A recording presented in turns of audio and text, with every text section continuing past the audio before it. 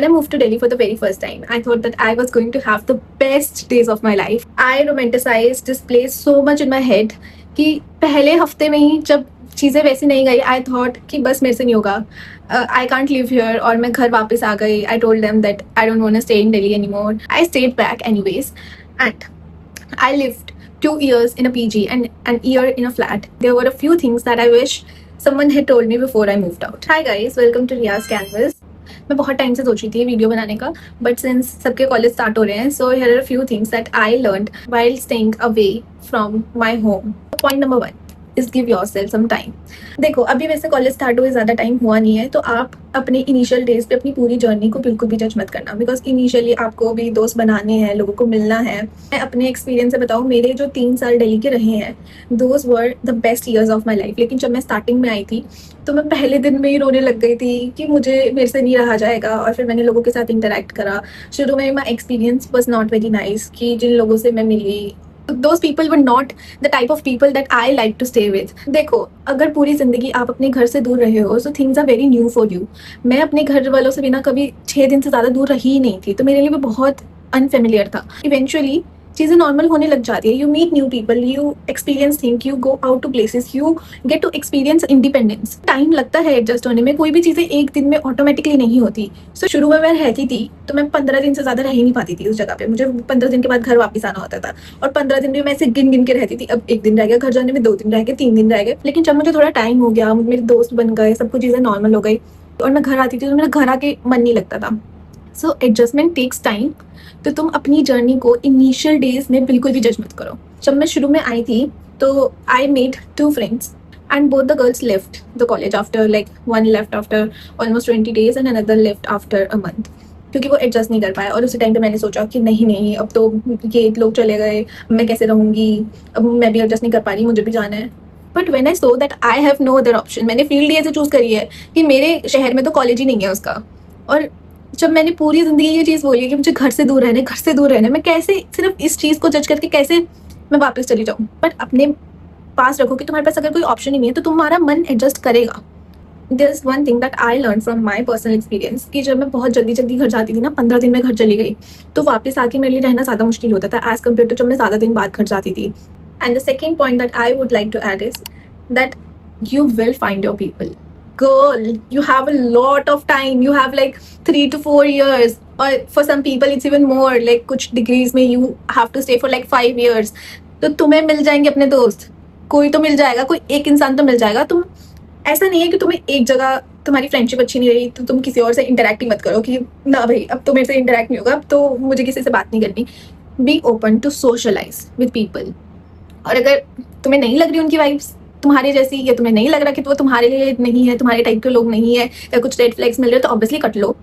लेकिन explore with friendships. I used to tell people that I'm not here to make friends, I'm not here to make best friends, and I swear I met the 3 most amazing friends in my college life. तो मिल जाते हैं लोग, time लगता है. I remember जो मेरे college के 2 सबसे अच्छे दोस्त हैं वो मेरे सेकेंड ईयर में बने. जो मेरी एक और सबसे अच्छी दोस्त रही है उसको भी मैं 6 महीने के बाद हमारी दोस्ती हुई है. So you will find your people. Obviously कुछ भी चीज़ें 1 सेकेंड में तो नहीं होंगी.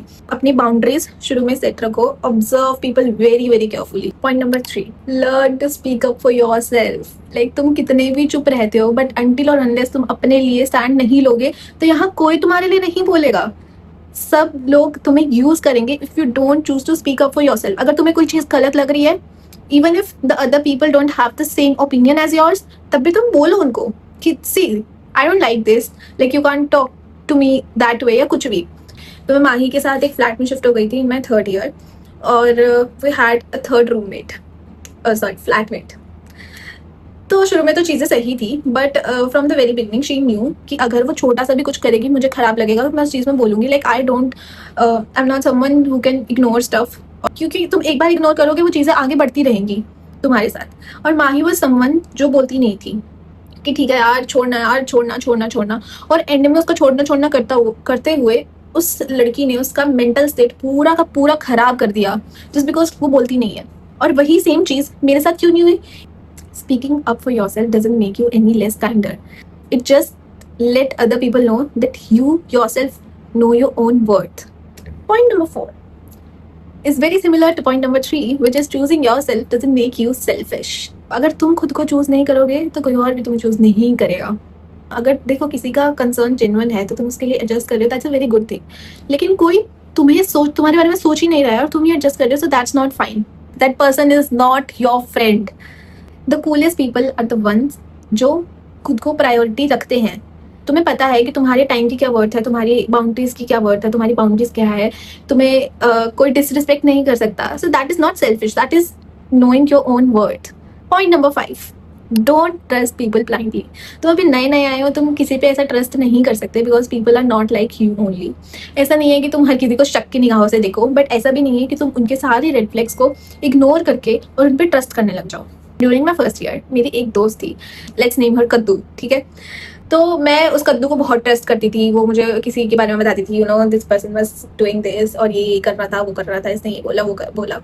तो उस टाइम पे पीजी में जितने भी लोग रहते थे, मैं उस कद्दू के अलावा किसी से सोशलाइज ही नहीं कर पाई। तो फिर बाद में मुझे पता चला कि जब मेरी आंखें खुली कि नहीं यार, मैं सिर्फ उसकी बातों पे इतना ट्रस्ट कैसे कर सकती हूँ कि वो जो मुझे कह रही है। आई रिमेंबर कि मैंने माही के रूम में अपना टाल छोड़ दिया था, गलती से छूट गया था क्योंकि मैं कॉलेज के लिए लेट हो रही थी। तो वो बहुत ही से प्यारी सी लड़की है, तो ऑब्वियसली उसने कुछ नहीं कहा, बट वो बहुत शरारती भी है। तो उसने सोचा कि वो मुझे प्रैंक करेगी, उसको कहीं पे छुपा देगी। और मैं उस टाइम पे अपने कॉलेज के दोस्तों के साथ घूमने आई हुई थी और मुझे पीछे से कॉल आता है उस कद्दू का। She said you know Mahi was saying shit about you, क्योंकि मैं माही के साथ रहने लग गई थी एंड शी हेटेड कि मैं किसी और की दोस्त बनूं। You know Mahi was saying shit about you, you shouldn't talk to Mahi, वगैरह वगैरह वगैरह। और मैं तो ऐसे उस पर अंधा विश्वास करके मैंने तो सोच लिया कि यार माही भी खराब निकली यार, माही को तो मैं अच्छा समझती थी। Years later, like almost 2 years later, during my 3rd year, जब हमारी बात हुई तो पता चला कि ऐसा कोई सिनेरियो था ही नहीं। That all of that was made up by Kaddu. So it is very necessary that you don't trust people blindly. If you think कि कुछ गलत जा रहा है, speak up, have conversations. कोई भी चीजें अच्छी करने के लिए सबसे important चीज is conversation. Either it's in friendship or relationships, whatever. Conversation से सब कुछ सही हो जाता है. Like point number 6 is very similar to point number 5. Don't form an opinion about someone before you meet them. सी हर किसी की परसेप्शन अलग होती है। How they perceive things wrong might not be wrong for you और for the other person that is saying the thing. तो मेरे पहले PG में एक लड़की थी, she hated me and Mahi for some reason, I don't no.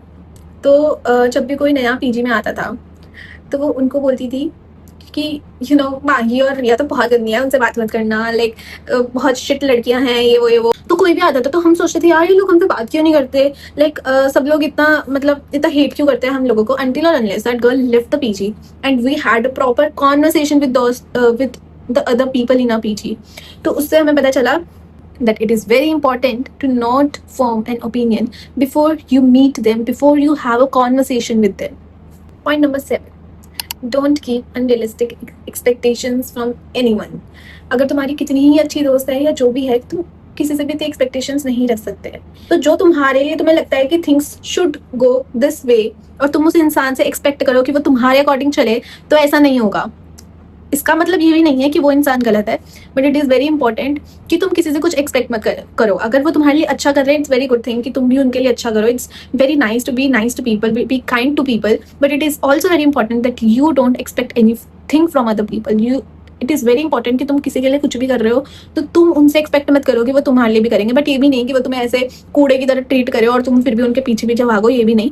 But ये नहीं कि मैंने तेरे लिए खाना बनाया तो कल तू भी मेरे लिए खाना बनाना, ऐसा कुछ एक्सपेक्ट करना मत करना किसी से, और नहीं करना चाहिए।